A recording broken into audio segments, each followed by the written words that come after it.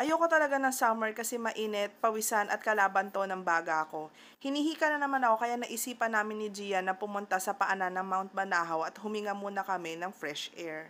Gusto ni Papa ng paa ng kalabaw kaya pumunta kami na nag-Carland para bumili, around 200 pesos ang kilo. Bumili na rin ako ng buto-buto pang kaldereta na around 280 pesos naman ang kilo. After namin sa nag-Carland ay pumunta na kami ng Liliw, ang tsinelas capital ng Laguna.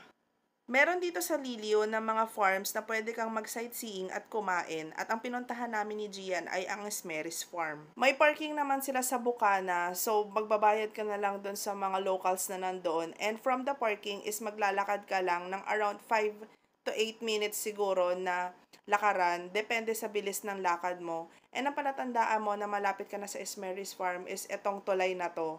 Around nasa 2 minutes na lang makakarating ka na doon sa mismong taas. Nasalubong namin si Mano na nagwawalis and tinanong na siya ni Gian kasi hinihingal na siya.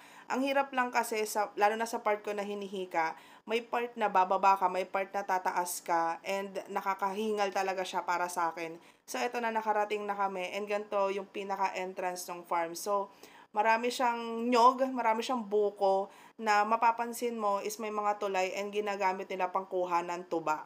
And alam nyo na, pag may tuba, may lambanog, and marami niyan dito sa Laguna. Nagbayad kami ng 50 pesos sa Esmeris Farm, so 50 pesos per head. And dito sa loob is pwede kang kumain depende sa choice mo. Meron silang lugaw, may spot para sa lugawan, may spot sila para sa silugan, and meron silang spot kung gusto mo lang mag-drinks. And pinili namin ni Gian is magsilog kasi wala pa kaming breakfast that time. Ito na yung view sa tabi ng silugan, and wag mo akong masyadong itula kung ayaw mo kung mahulog sa iba. Oh, God. So, ito yung part ng lugawan, hindi kami pumunta dyan, mainit that time, gusto namin silog, kami gutom, yun yung entrance, and ayun naman yung silugan, and ganito yung view, hi sa kabayo, and kay kuyang nagbabike. Hindi ko masyadong nakuhanan yung silog, actually, pero gusto nyo, screenshot nyo na lang, or i-post nyo, ayun yung mga silog nila.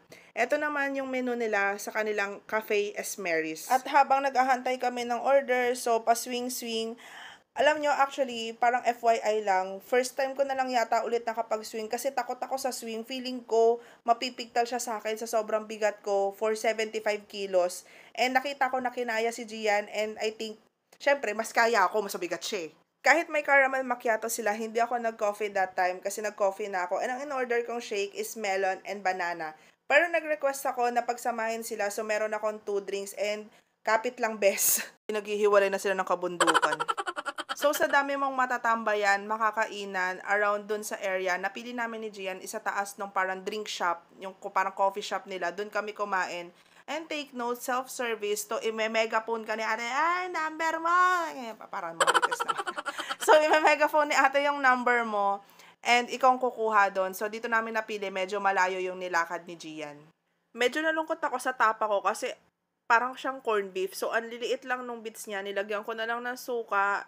Yung egg nila is sakto para sa akin. Yung fried rice nila is okay. And then, yung kay Gian naman is liempo. So, malaki siya, pero actually, manipis lang siya.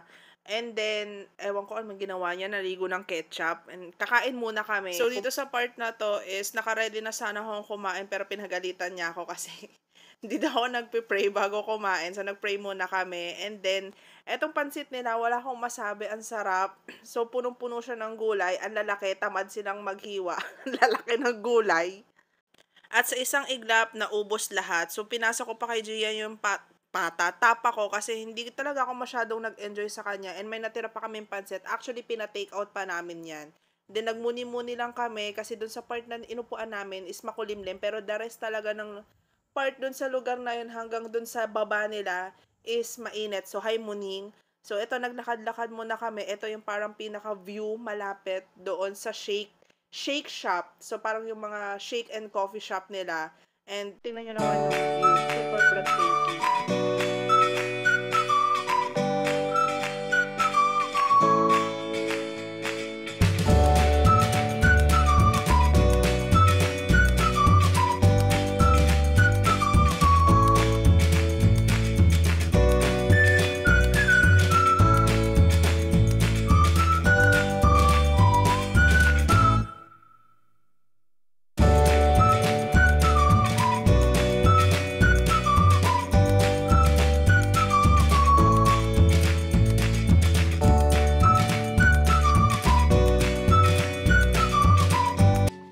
Hindi na ako nakapag-video pero galing kaming Liliw. Hindi na kasi ako bumaba kasi hinihika na ako. And nagpabili na ako kay Gian dito ng buko juice. So, ganito yung buko juice na gusto ko. As in, plain lang. Walang ibang halo, walang asukal or what. And napaka-refreshing. And then, pinipilit ko si Gian talaga uminom ng buko juice. Kasi nga hindi to umiinom ng buko juice. So, tingnan yung itsura niya. Mukhang timang. Ayaw na ayaw niya ng buko juice. Gusto lang daw niya, So, yun lang. Bye!